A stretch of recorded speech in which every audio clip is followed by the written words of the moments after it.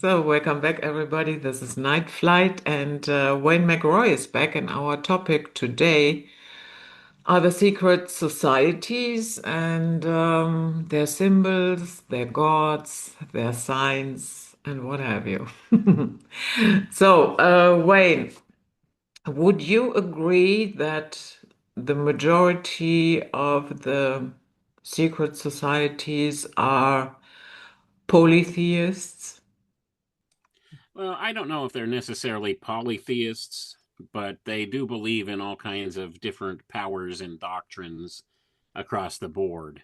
So many of them will claim to be monotheists and or only acknowledging one God, and like the most common one, the one that everybody's most familiar with, would be the Freemasons, where they will acknowledge that yes, that you have to believe in some type of a god to be a Freemason, but they don't necessarily specify which god that is. So that's where you have a lot of these different distinctions being made, and maybe some people can interpret this as them being polytheistic, but certainly that's not necessarily the case across the board for all of them. There are certain secret society groups that espouse only beliefs in certain gods, or a certain god or one individual god or things like that. But you can't take all of that and lump it all together in the same category, because there's as many different belief systems across these various secret societies as there is in culture in general. So we have a lot of different nuance that's involved in trying to break this down, but they do recognize certain powers and supernatural forces and things like that that they believe have an influence here. So let's put it that way. That's probably the best way to categorize all of this. Now, the distinction, is this a god or is that a god, is a very kind of generalized terminology for trying to point out what some of these supernatural forces or essences could be. So it depends on how you define, do they believe in a god or multiple gods, how you're defining that term god. Is it big G God or is it little g gods? Because they do recognize many little g gods in many of these secret society groups, especially the ones that tend toward the left hand path all the more. So it's a big category to look at, and there's all kinds of symbology and everything that crosses the bounds with this. They use all kinds of hidden language and messages and coding for stuff. So they do recognize these forces, and sometimes they try to utilize these forces or manipulate these forces to achieve certain goals. And this is wherein we find the crux of what is it that secret societies are all about. Now, there's many different secret societies across the board you could look at, and many of their beliefs all come from the same couple of places in the past. So that's somewhere where we could look and see. When you go back to the teachings of these ancient mystery schools and these mystery religions, well, many of these mystery religions were relegated to one particular god.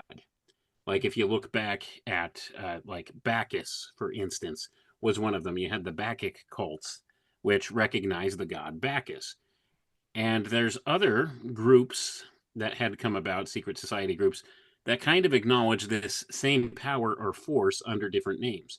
So this kind of thing has permeated all of the ancient past. And you always have this priest class that seem to be the intermediaries between these said essences, forces, powers, supernatural intelligences, whatever you want to deem them, and the common man.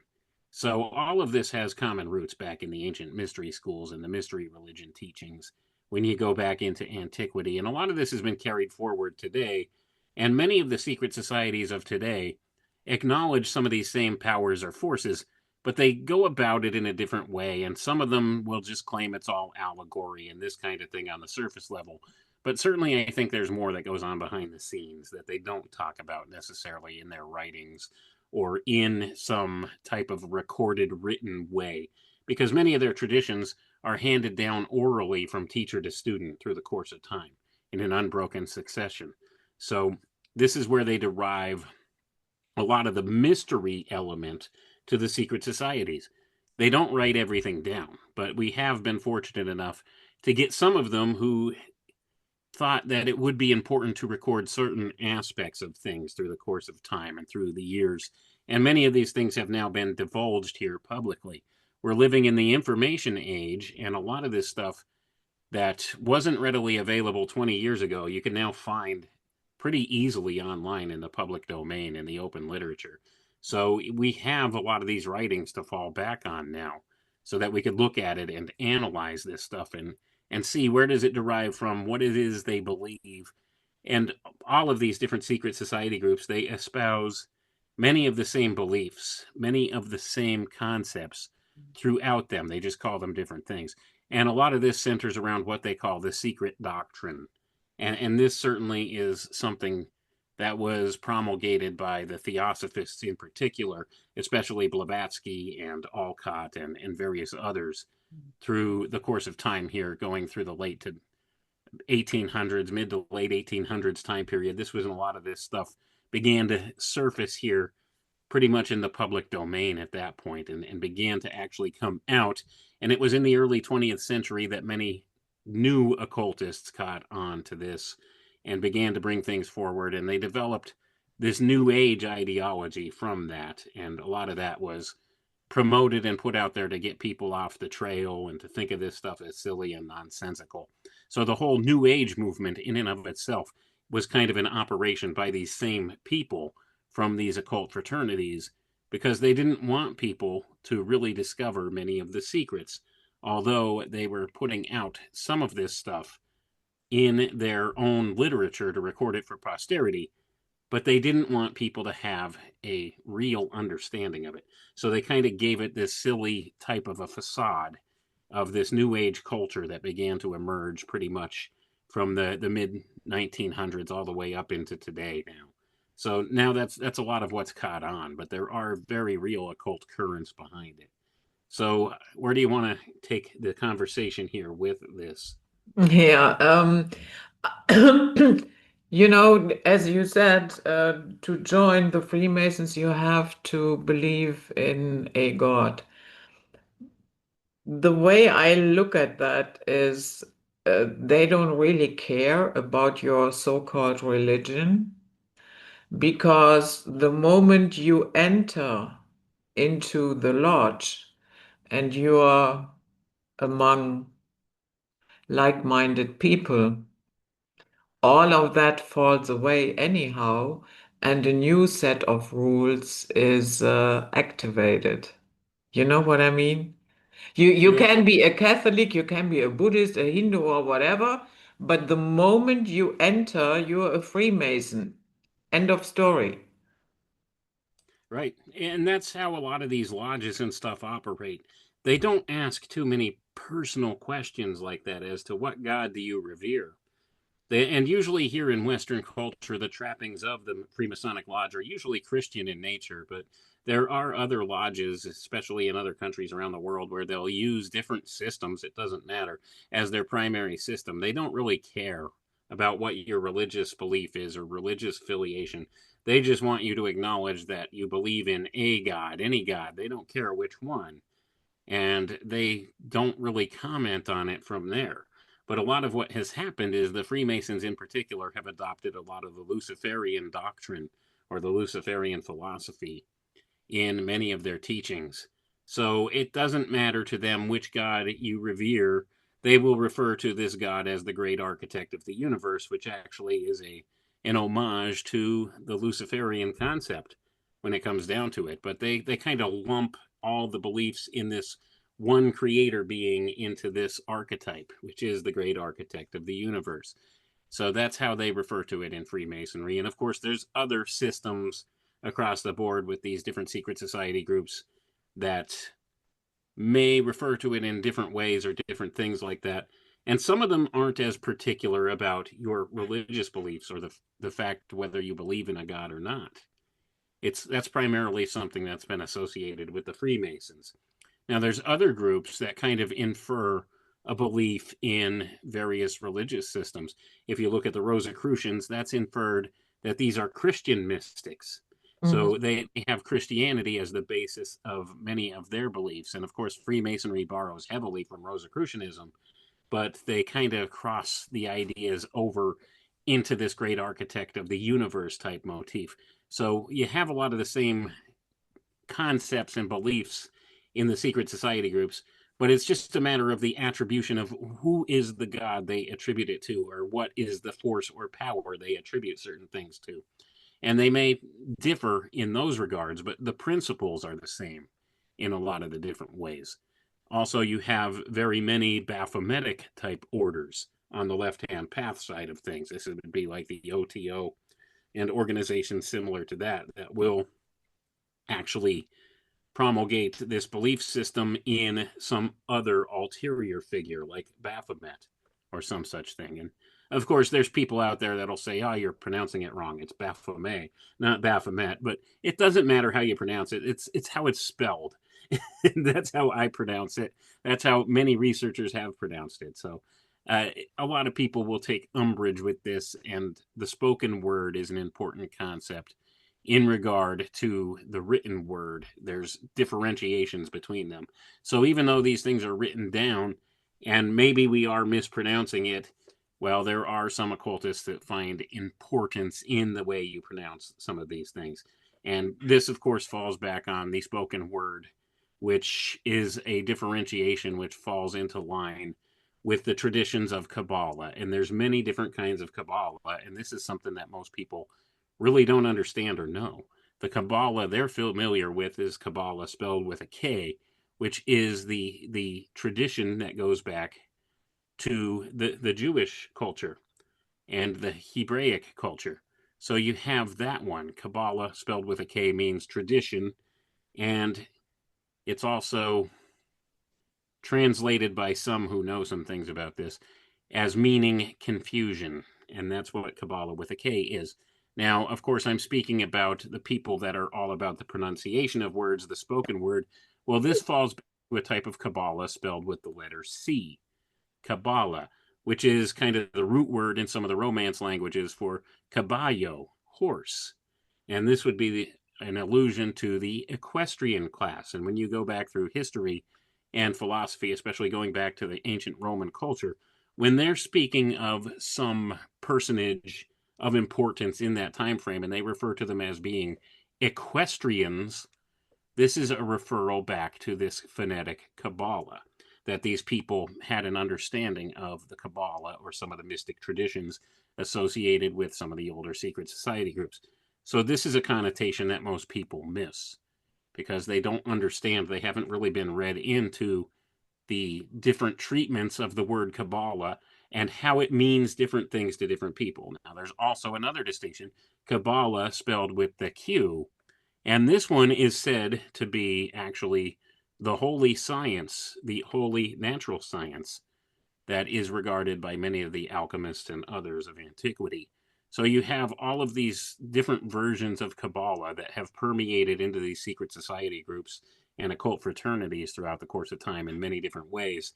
And they cross over and overlap in a lot of different ways, these different methods or forms of Kabbalah. And it causes confusion. And that's why the primary spelling of this you'll find, especially associated with many of the secret societies of prominence today, is the one spelled with a K and referring back to this Hebraic tradition or the Jewish tradition. And this means confusion to the alchemists. They understood this and they've put it forward in this way. So the holy science is Kabbalah with a Q. Kabbalah with the C is the spoken word and the written word to a lesser degree. And this is known as the phonetic Kabbalah. It's also called the green language by the Freemasons. It's called the language of the birds. And it's a very important concept. This is a hidden form of communication where it uses symbolic language to represent other ideas. And a perfect example of that is in the name Kabbalah with a C itself, which is the same root word for caballo in Spanish and some of the other Romance languages, and it means horse. So this is a vehicle for the impartation of information. And that's a perfect example of how this works and operates.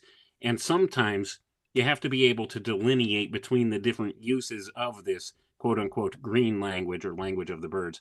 And this is a lot of the symbology that's present in the secret society groups. And this is how you could begin to maybe translate some of the intention with some of this is by the use of various symbols representing certain things and as a hidden form of language.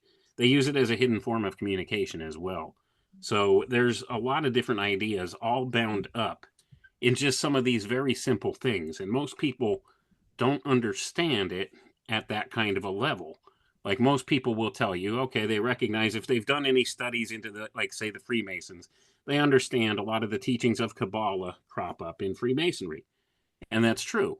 But they don't understand the different delineations of what type of Kabbalah it is and what it represents and what it means and how it's been misrepresented in a lot of ways by these very same secret society groups.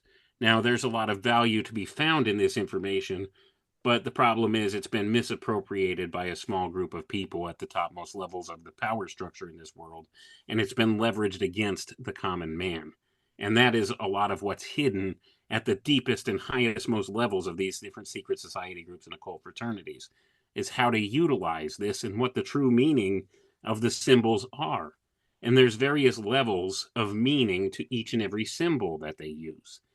So a lot of this ties back to antiquity, to things like the Hermetic philosophy and the Hermetic sciences, Kabbalah, various other things of that sort. So all of these ideas are kind of intermingled together in these modern secret society groups, and a lot of that actually had arisen around the time of the advent of the Rosicrucians, how a lot of this stuff came forward. So there's several different methods and ways in which this information has been carried forward. And this is what's known as the esoteric stream of knowledge or stream of wisdom.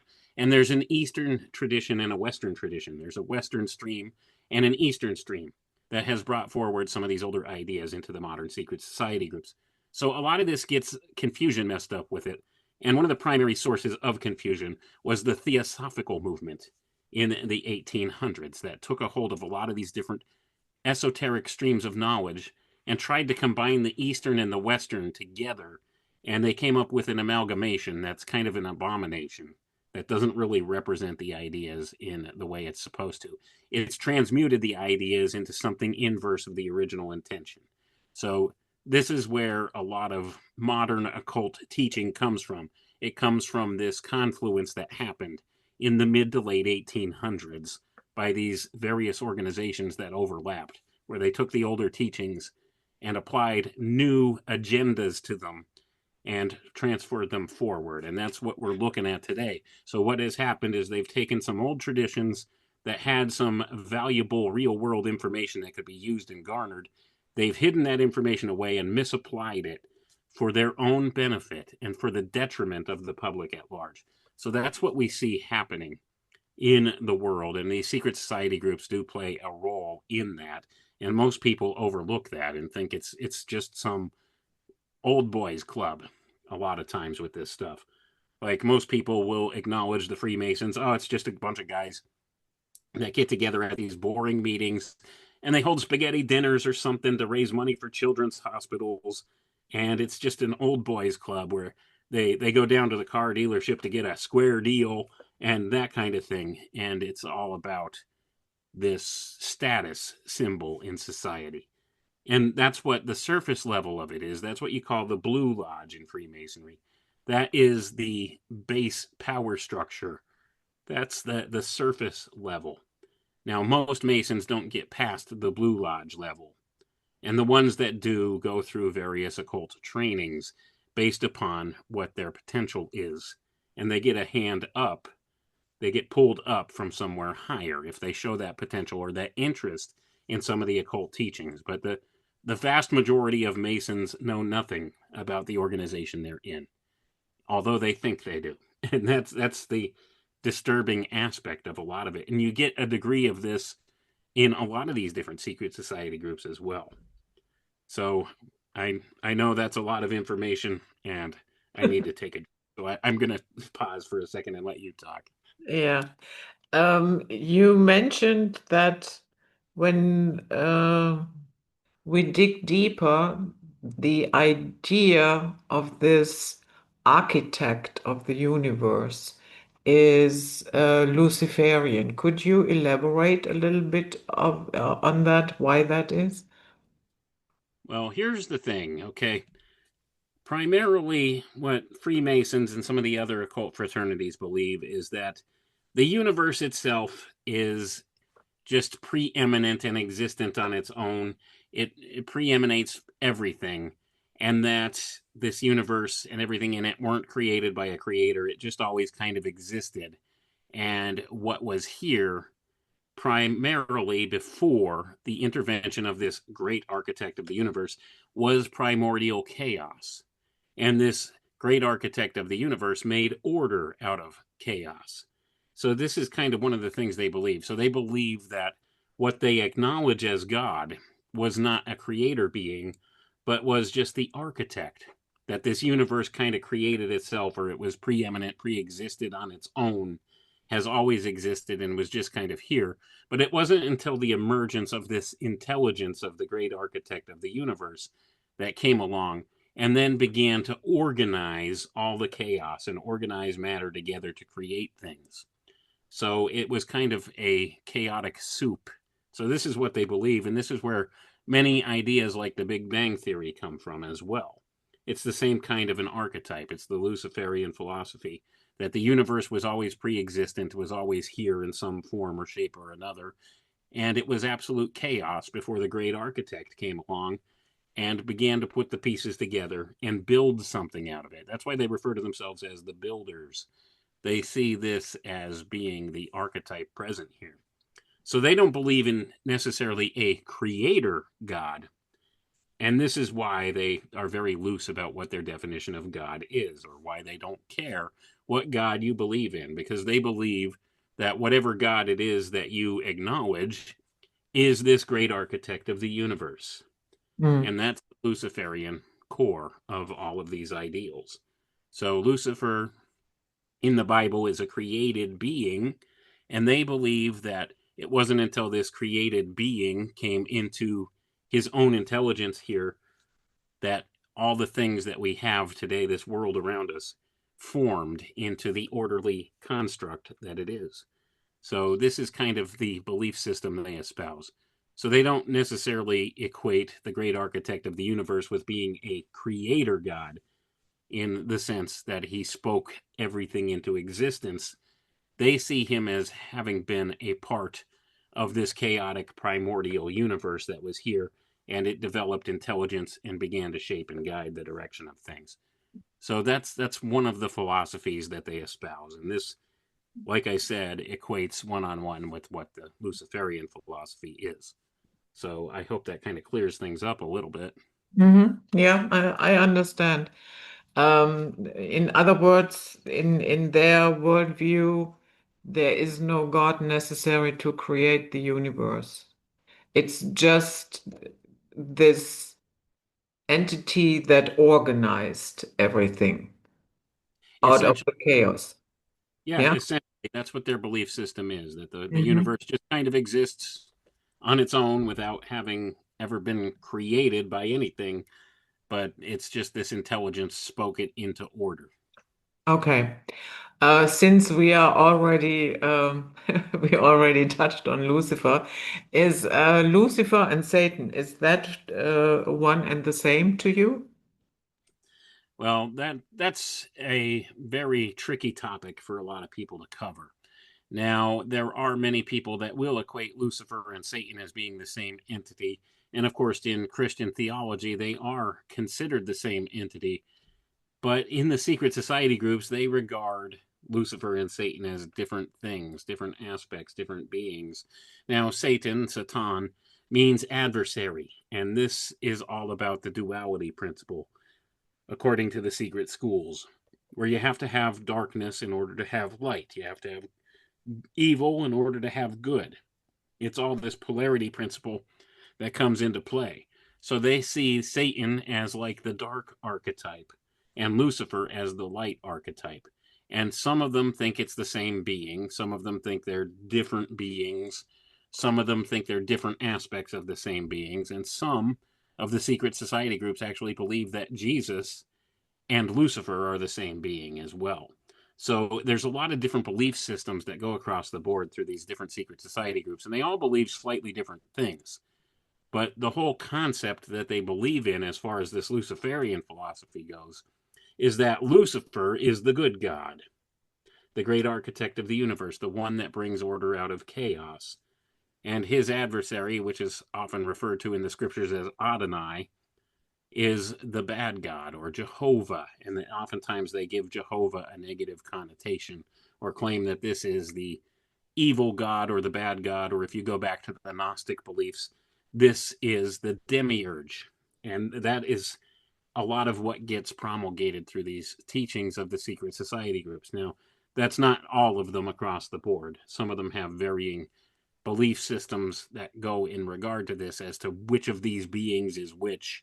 But largely what happens in most of the occult fraternities is they flip these around and invert the figures. Whereas they will elevate Lucifer, which is concurrent with Satan in some regards in some of the different systems, with Jehovah. And Jehovah's the evil one and Lucifer's the good one. And they claim like the Bible has it backwards, and they claim like a lot of these different belief systems have it backwards. And a lot of these ideas fall back on Gnostic teachings. So there's a lot of crossover in the things that they promulgate through these secret society groups, and they all come from some of these older teachings. And oftentimes these teachings overlap in many ways, and they get confused and muddled. Thus the term Kabbalah with a K, confusion. So all these things get lumped together by these secret society groups, inverted from their original meanings, and carried forward and taught forward to newer members of these occult fraternities as time goes on. And this is what they believe to be true. And when you trace it back to some of the source materials and the older materials, you find oftentimes what's happened is the meanings have been so jumbled up, it doesn't mean what it originally intended to mean, or the symbols don't mean what they were originally inferred to mean at that time. So what has happened through the course of time is you have this elitist power structure, these people that had arisen to the topmost levels of these secret society groups. They applied their own agendas to many of these teachings and these things, and they decided that they were going to apply their own version of this into the story. So they had hijacked all of this information and taught it forward in a way where it inverted the meaning or it perverted the meaning of these things. And they used it and leveraged it in a way where they could have the most benefit from it themselves. And society at large is treated detrimentally by these different interpretations of things. So that's kind of what has happened with a lot of this. They misappropriated the information, they've misused the information, and they've leveraged some of these principles that they've kept hidden from the rest of us to benefit themselves. So there's a lot to it, and a lot of this ties back to what you would call, quote unquote, magic with a K on the end. So if you want to think of magic as silly and nonsensical, you can. I would proffer to you this kind of a way to think about it. Think about it in more modern terms. That's something that isn't as offensive as the term magic to you.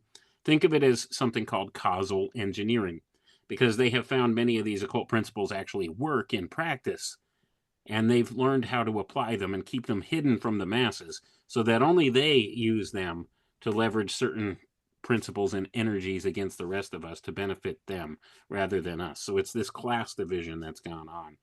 And this has happened throughout the course of time. We see this where people decide, we know this thing, but we don't want these people to know this thing, because if we have this knowledge and they don't, that gives us an advantage over them. That gives us a type of power over them.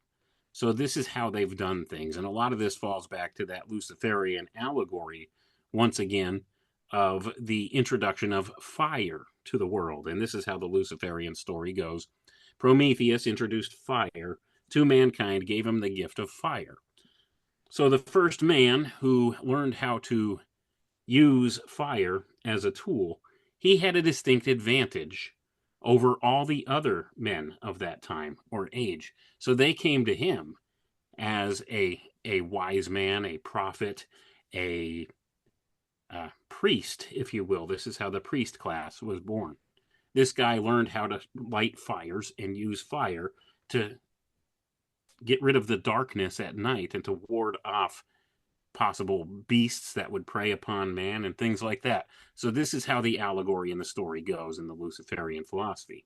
Man developed the use of this fire, and the very first man to use this fire, well, he kept the secret how he does this, how he lights the fire, to himself until he finds somebody that he feels is appropriate, or the next generation, usually his own family member or something, that he teaches this secret to. And then this becomes the torch bearer for it. And you have this principle is at the core of all of this. So they only teach their secrets to a very select few. And those select few can have an awful lot of influence and sway on the rest of the people. So this is how this whole priest class emerged. They kept hidden information from the rest of the masses to give them control or power over the masses. Now, fast forward a little bit in time, and then you have the astrologers who could predict an eclipse. And they would tell the people, if you don't pay tribute to me, I'll make the sun go dark. And they will tell them the exact date and time the sun will go dark. And then when that happens, the people become afraid because they don't have that access to that information he does. So then they begin to pay him tribute. This is how the priest class emerged. And this all falls back on this Luciferian doctrine or this Luciferian philosophy. So that's what they've done. They figured out early on that secrecy is the most powerful mind control tool that there is. Gives them the most control over people. And thus the whole notion of a secret society is born. They keep information hidden from the masses, how they do certain things. And they still do so today because there are some old occult principles that are known by many in the topmost echelons of these secret society groups. And they leverage these magical, for lack of a better term, principles against humanity at large to achieve the things they want. So I know that sounds like a lot, and I hope I explained that well, but there's still a lot more to discuss. So I'm wondering where you want to take this next. Yeah, if you allow me, my personal opinion on that, to me, Lucifer and Satan are not one and the same. Lucifer, if you break down the word, it's the light bringer. It has always been associated with Venus, and that makes sense because the ancient people knew the moment Venus appears in the sky, shortly after the sun comes up. Yeah, that was always the sign that the light will return to the world. And also, it carries a female um, energy because all the goddesses associated with Venus, you know, like Aphrodite, Diana, Isis, Ishtar, what have you, it always has been female. And if you, for instance, if you Google ancient Venus figurines, you will see these are very voluptuous women. Yeah. And then fast forward a couple of centuries, you have Venus standing in this shell. Yeah. She dropped a few pounds. And nowadays, Venus is a skinny English guy on Netflix called Lucifer. There's so many archetypes associated with that, and I know exactly where you're going. And a lot of this has amalgamated into something they call astrotheology within the secret schools now. And yes, that Venus has been known as the bright and morning star, and this is where a lot of the occult secret societies have conflated Jesus and Lucifer being the same being because they're both alluded to as the bright and morning star in the Bible, and it is related to Venus. And there is a feminine aspect to this, and this is actually in modern parlance the goddess known as Columbia, represented Mhm. here in the U.S. by the Statue of Liberty. It is a Luciferian symbol. It is the feminized version of the Luciferian symbol. And in many of these magical practices, they'll tell you that the power lies in the female side of God, the Shekinah, if you want to go Mm. back to the Jewish archetype there. So this is where the power comes from in the physical realm here. It derives from that archetype. So this is why a lot of this has been leveraged in the way. And yes, there are many that will acknowledge or make the claim Lucifer and Satan are two different beings.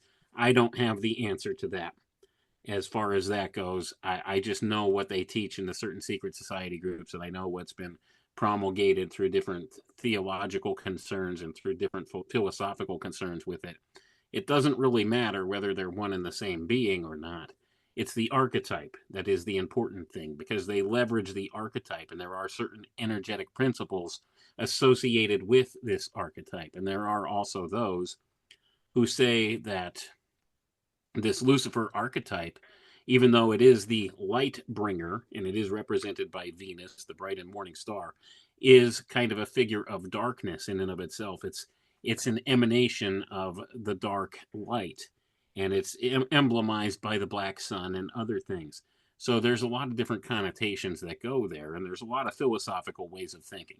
I try to sit back and remain neutral on a lot of this stuff, Mm. because in order to understand what these different occult systems teach about this, you have to kind of try to remain neutral. So that's why oftentimes a lot of Christians overlook a lot of things that shouldn't be overlooked in regards to this stuff.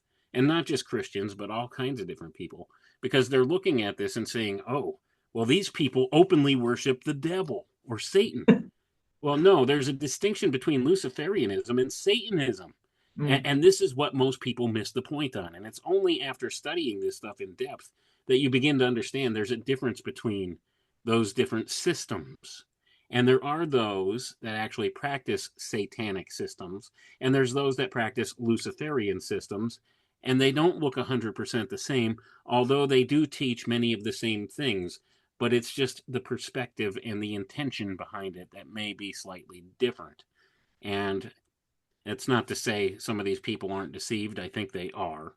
I can't espouse whether or not everything they teach in these occult fraternities and stuff is true. In fact, I know a lot of it's not true, but there are a lot of good, valid points and truths that they do teach on top of it. So it's all about discernment and trying to sort out what is good information and what's bad information taught with it. And every system across the board, whether it's a religious system or a philosophical system or a secret society system, an occult fraternity, they all teach good and bad information. They've mixed a lot of different things together. And oftentimes, what happens is people will throw the baby out with the bathwater, proverbially, with a lot of this stuff. And they won't take away the valid points or information or the true things that are espoused in this way. And they'll only look at all of it as lies or all of it as manipulation, when that's not necessarily the case. You see, a Mm. lot of these systems have permeated and lasted up into modern times because they do teach a lot of truths. And that's the hard part for people to wrap their brains around. Because largely, especially when you get to the more religious side of things, the more religious people, they're taught, don't look at that. That's all bad. That's all the devil. You can't find any value or any good thing from that.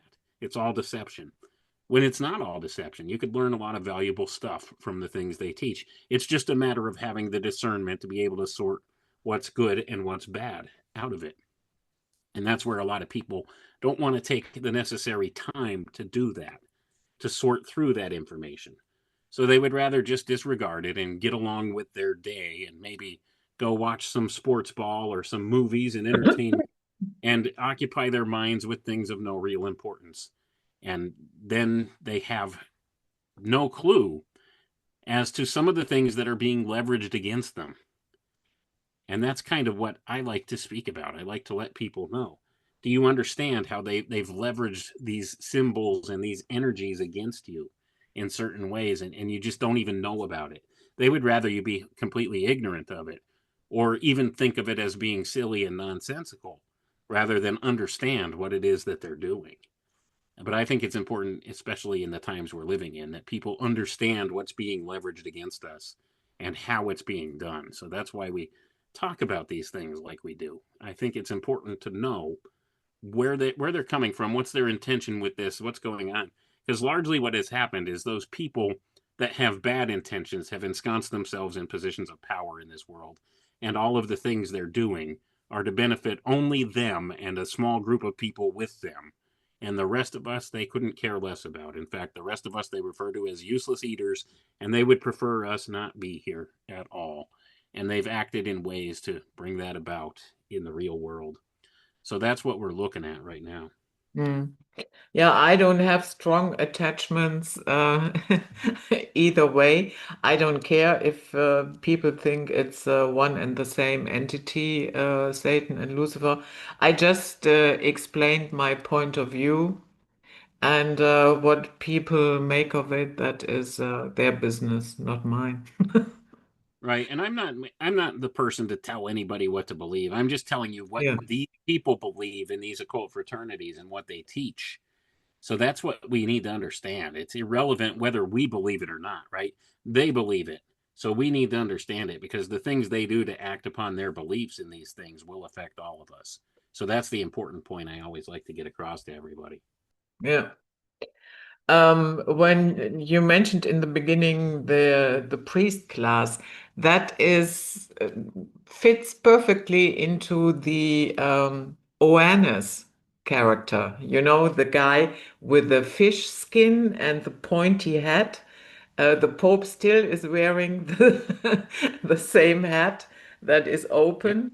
Yeah, and so one wonders if if that is a yeah, a relic from very, very ancient times, what the Pope is wearing there.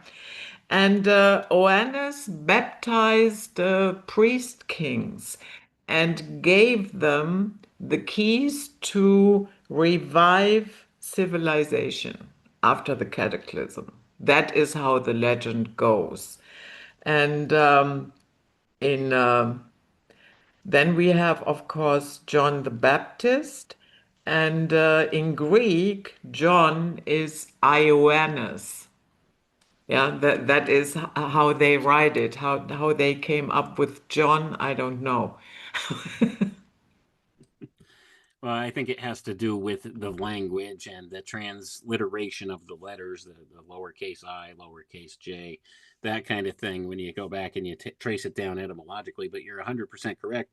That is the figure, Oannes, that is kind of conferred through some of these teachings in very many places.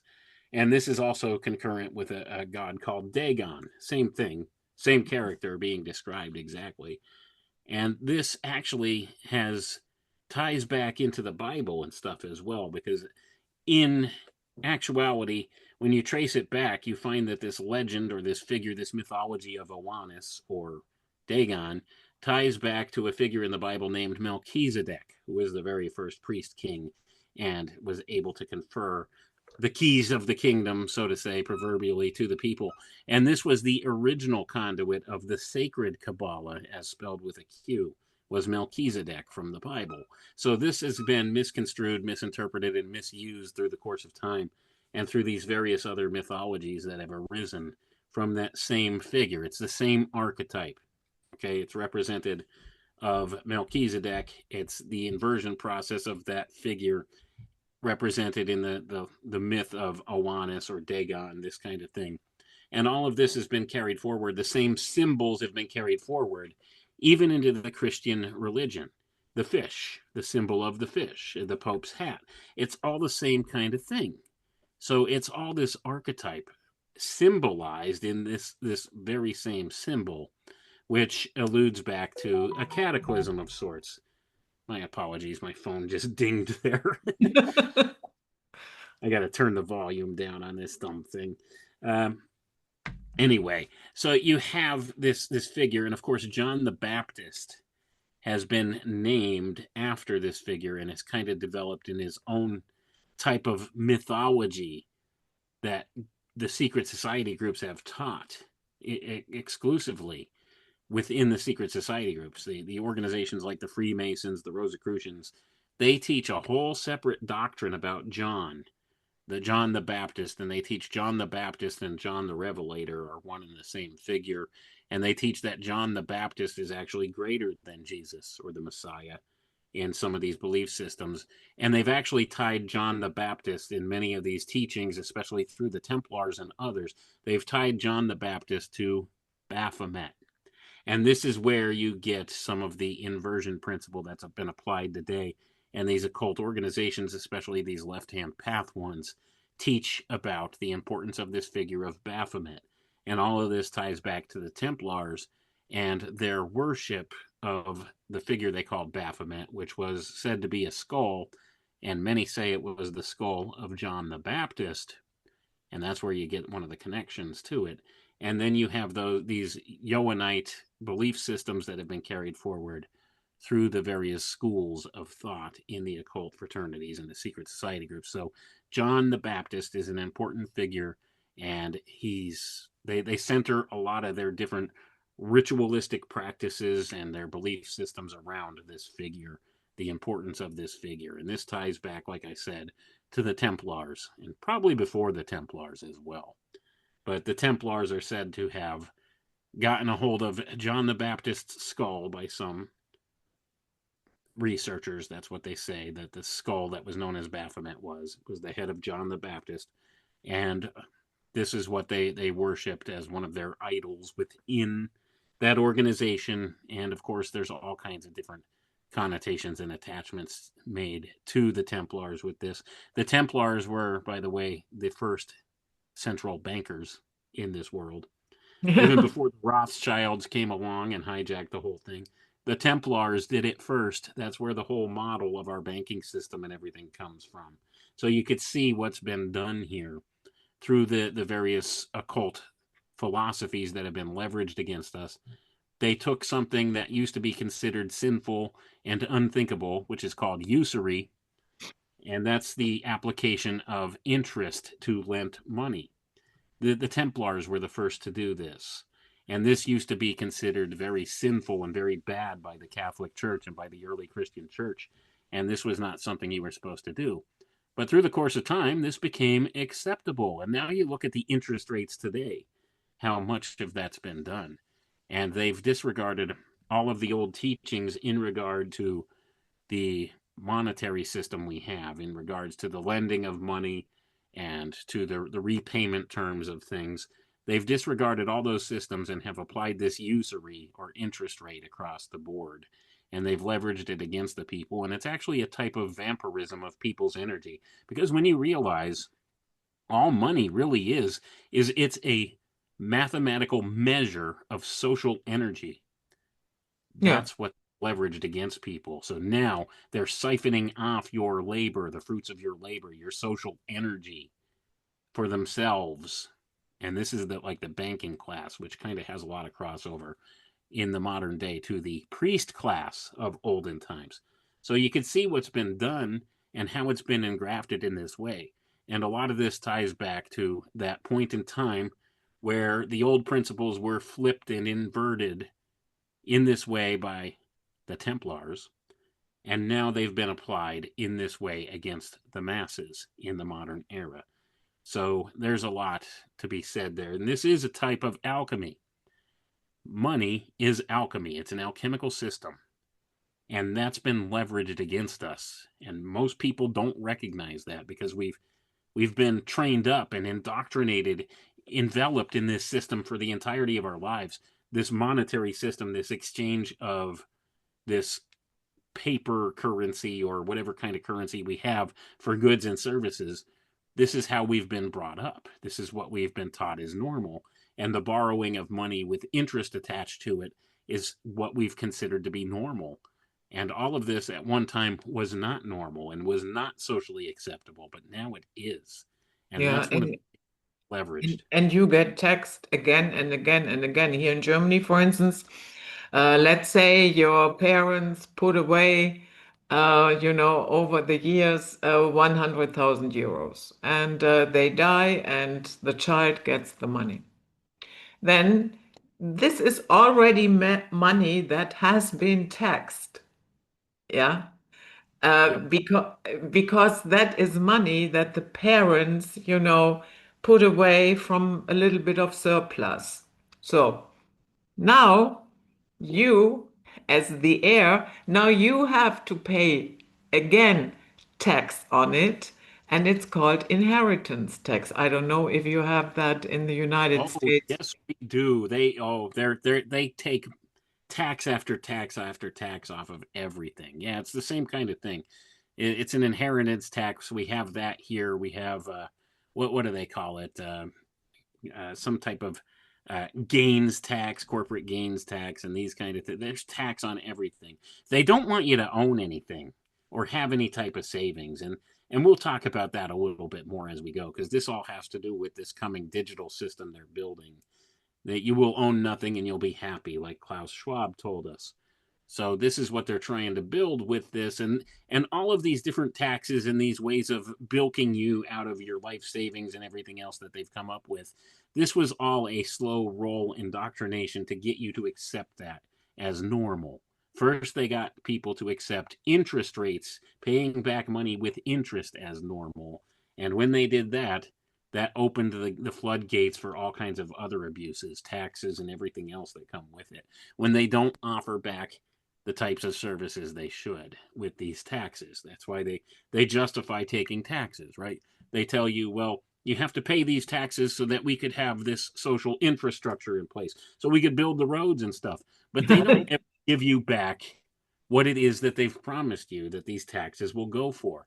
Instead, it gets abused and it gets put in the coffers of this modern day priest class, which is the banking class today. They overlap in so many ways. Many high level bankers, by the way, are practicing occultists, and most people don't want to accept that fact. But I Mm, assure you it is true. Economists, you ever wonder what an economist does? Economists, by definition, are social engineers. These are the social engineers of this world. Most people think of economists as being people that are maybe concerned with keeping the books and making sure the ledgers balance and everything else to do with financial transactions. No, that's a small portion of it. Look at these major economists of the world and go and look at what they studied in school. Look at what their minor was in college rather than what their major. They majored in economics. Most of the time you'll find that their minors are in either psychology or sociology or some such thing like that, because they are social engineers. That's what they do. That's why they make so much money. That's why they have so much power and influence. So when you have like Trump going to the chair of the Federal Reserve and saying we need to lower interest rates, and they don't lower the interest rates anyway, who's really calling the shots and controlling things? It's that social engineer that's looking to implement certain criteria across the board to put certain agendas in place. So that's one of the things that goes on. These are the people that have more influence than most people realize. So, and all of this ties back to that occult principle once again that was put into motion originally by the Templars here. So this is the way they do things. It's a slow roll towards this totalitarian control. It's the vampirism of social energy from people. And that's why we have all these taxes and all of this stuff. And it's not right. And most people are against it. And we know it's not right. It used to be considered sin. It was sinful. It was bad. It was evil. And they've socially engineered that type of thinking out of us through the course of time. And now we're almost to the point where they're going to institute this digital control at a level that is just unimaginable to us at this point, as far as how and where we are able to spend our money or even access our money. yeah. And This was the public hour. For full access of the entire interview, please join our Patreon community. Thank you.